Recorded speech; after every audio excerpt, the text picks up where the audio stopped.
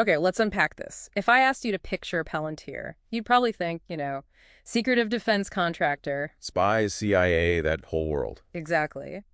But looking at the sources for early 2026, that reputation it feels like a total relic. They're not just hunting terrorists anymore. No, not at all. Their big pitch now is being the operating system for the agentic AI era. And the pivot is just undeniable. I mean, we're not just looking at government contracts. Not even close. In the third quarter of 2025 alone, their U.S. commercial revenue, so that's selling to private companies, it surged by 121%. 121%. That's startup growth, not established giant growth. I do. It sets up such a fascinating tension for this deep dive.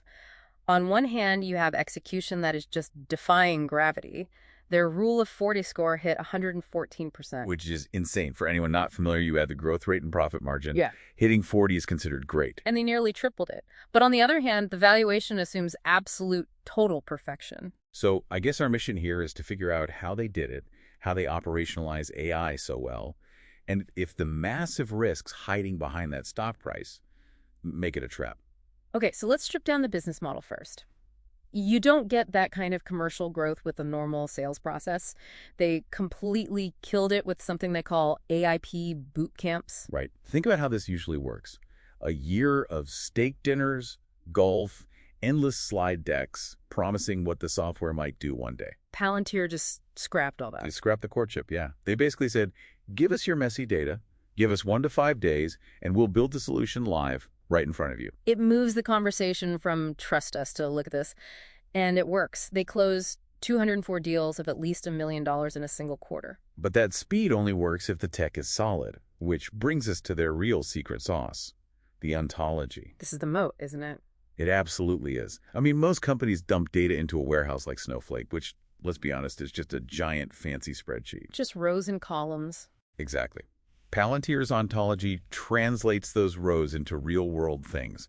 The software understands a factory, or a truck, or a loan application. But the real kicker, and this is where it gets really interesting, is the write-back capability. It's not just a read-only dashboard. No, you can take action. You can click a button in the platform to, say, reroute a convoy or approve a loan, and it actually executes that in your other systems. And once a business is running its actual operations through the software, it becomes incredibly sticky. You can't just rip it out. It's the nervous system of your company. And in 2026, that nervous system is getting a brain upgrade. We're moving beyond co-pilots, chatbots that help you write emails, to agentic AI. Autopilots is probably the better term. A chatbot just answers a question. An agent is different. How so? An agent monitors your inventory 24/7 and automatically reorders stock when demand spikes, all without a human lifting a finger. And Palantir wants to be the app store for that with their Ontology Media Control Protocol, the MCP. That's the idea. A platform where you can plug in third-party agents, like a Claude or a GPT-4o, to do the actual work. So the tech is very real. But as investors, we have to talk about the price tag. It's trading at, 100 times sales? Nearly 200 times forward earnings? It's rarefied air. It reminds me of Cisco in the year 2000. Great company, the plumbing of the internet, but it was priced so perfectly. That when the bubble burst, the stock fell 80% and took 20 years to recover. Exactly. Palantir is priced today as if nothing can ever go wrong. And yet, the people running the company seem to be heading for the exits. CEO Alex Karp sold about 21% of his stake. That's over $800 million. It's a massive red flag.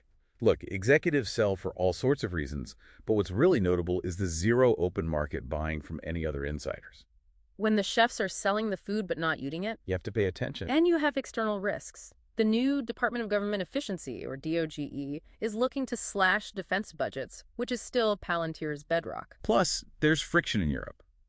The controversies over the UK's NHS data platform and that ICE contract in the US, that creates reputational friction. So that's the dilemma. You have this financial fortress, it's debt-free, has $6.4 billion in cash, and tech that is, arguably running the modern world. But the valuation is astronomical. It really comes down to this.